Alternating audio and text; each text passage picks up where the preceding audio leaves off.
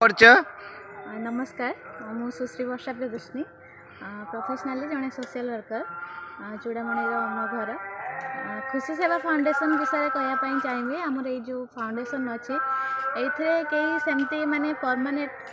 donor कहीं नहांती किंबा आमको फंडिंग दौथा कई फंडिंग एजेंसी भी परमानेंटली नहांती किंतु आमर ये फैमिली समस्त सदस्य कोटना कोटी मध्यमित परिवार कि गरीब श्रेणी भी बिलंग करती किंतु आमे जिते बड़े भी किसी वनरेबल फैमिली आइडेंटिफाई करूँ सपोर्ट करने किंतु आम परिवार समस्त सदस्य माने मिलित प्रयास जी सक्षम से अनुसार से माने